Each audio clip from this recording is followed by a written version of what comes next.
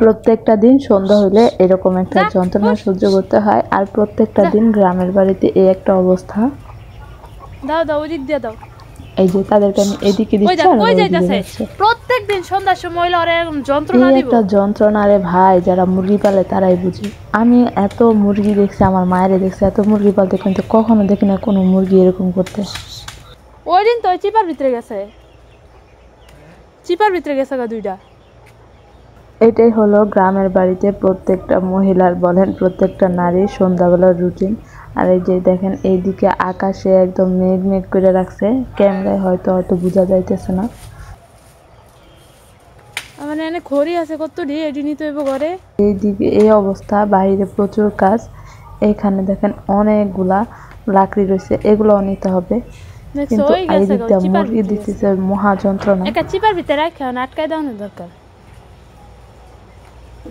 আর ওরা দেখেন কই যায় ঢুকছে, যে বাইর করে আনমো তারও কোনো উপায় নাই। একদম চিপার ভিতরে যেখানে যায় রামো তাও না। এদিকে ময়লা আবর্জনা একদম বাসার পিছনের সাইড বলতে গেলে, এই সাইডে যায় ওরা বসে আছে।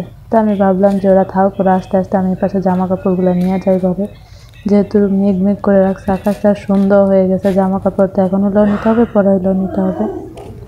গ্রামের বাড়িতে একদম কম বেশি সবারই বিকালবেলায় হয়েছে একটা রুটিন, বাইরে যা যা থাকবে তা ঘরে নেওয়া। সন্ধ্যাবেলায় হয় চোরের ভয়ে, না হলে বৃষ্টির ভয়ে এই একটা দৌড়াদৌড়ি করতে হয়। এই লাকড়িগুলা দিছিলাম শুকানোর জন্য, রান্না করার সময় লাগে। তো দিছিলাম, ভাবছি যে রোদে থেকে নিয়ে নিয়ে করব, কিন্তু আর হইতেছে না। এই যে বৃষ্টি ধরছে, সরি মেঘ ধরছে। যদি বৃষ্টি নামে রাত্রেবেলা তাহলে তো একদম শেষ, রান্না বান্না বন্ধ। তাহলে কষ্ট হবে অনেক রান্না করতে। আমরা যারা লাকড়ির চুলায় রান্না করি তারা জানি যে কেমন, যদি লাকড়ির চুলা লাকড়িগুলো একটু সুন্দরভাবে শুকনো না হয় কতটা কষ্ট। আর এই দেখেন পাতা পোতা সব একদম ছড়িয়ে ছিটিয়ে আছে, এগুলো সব গুছাইতে হবে। তো সব তো আর একসাথে ভিডিওতে দেখানো যায় না, তো আমি কিছু কিছু ক্লিপ ভিডিওতে অ্যাড করছি, এইটুকুই। তো এই তো আমার লাকড়ি নেওয়া প্রায় শেষের দিকে। আর এইদিকে দেখেন মুরগির আসার কোনো খোঁজ খবরই নেই। আমার লাকড়ি আনা হয়ে গেছে প্রায়। এই যে দেখেন ওরা তো বাইর হইতাছে না। এই যে পরে আমি আর কি করবো, কয়টা চাউল নিচে হাতে নিয়ে ওদেরকে ডাকতেছি, পরে আসছে একটু।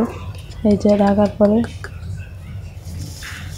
দেখছেন খাবার দিলে আসে, না হলে ওরা সহজে আসে না, এত পরিমাণে জ্বালা যন্ত্রণা করে ওরা।